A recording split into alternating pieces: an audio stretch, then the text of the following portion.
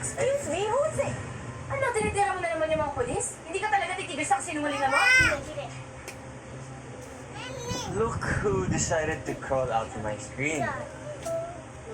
Si Joey and Judy. Oh, napasugod ka. Baka di mo na lang ako binash online. Gusto kong face to face eh. Face to face. Bakit? Dahil alam mong mapahiya ka? Dahil alam mo na lahat ng ina-expose ko ay totoo. Expose mo yung mukha mo. Dito.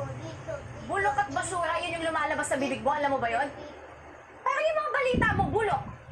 Kaya itong bagay sa'yo. Chloe!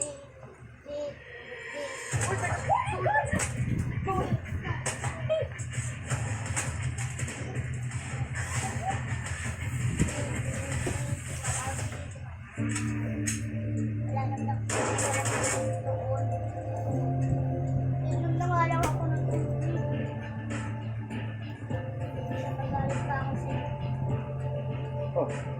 Ano, pare, naiya ka pa tumawa. Sige na, tumawa ka na. Asarin mo na ako. Sabihin mo na nabano pa rin yung kumpare mo. Ayos naman eh. Parang tumama naman. Mama! Ano? Alam mo ba, pare, Paano yung nagkukwento ano ni lang ako Mama? sa'yo. Nung nasa academy. Sige ako matapos Ayaw ko tapos. napansin. Inis na ako sa'yo nun eh. Oo, kasi alam ko darating yung panahon na uumusan mo ko sa lahat ng bagay.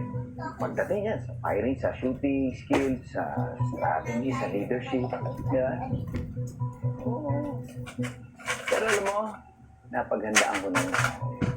Ang ginawa ko ng strategy, sabi ko, didikitan kita. Gagawin kitang best friend. Para pag dumating ang araw, na nasa servisyo na tayong dalawa, gaganda ang posisyon mo. Mapopromote ka. Ibay mo kay Mami. Kapag na-promote ka, pare, Ibay mo kay Mami. sama rin ang damdamin. Nagyari naman, di ba? Tignan mo naman kung saan ako dinala ng dedikasyon ko. Ingay. Wow! Ano ba, pare? Pasasaan ba't eh, lalabas din naman yung totoo na wala kang kasalanan. Dapat lang, pare. Sa tandaan mo, kung may kailangan ka, magsabi ka lang kahit ano. Gagawin ko pa. Salamat. Ayos na. Ayos na yung ginagawa ko para sa maging ako. Maraming salamat. Yung bagay sa'yo sa latak paninira mo kay Major Delgado. Sir, sorry oh. Nakalusot eh. Paano okay lang?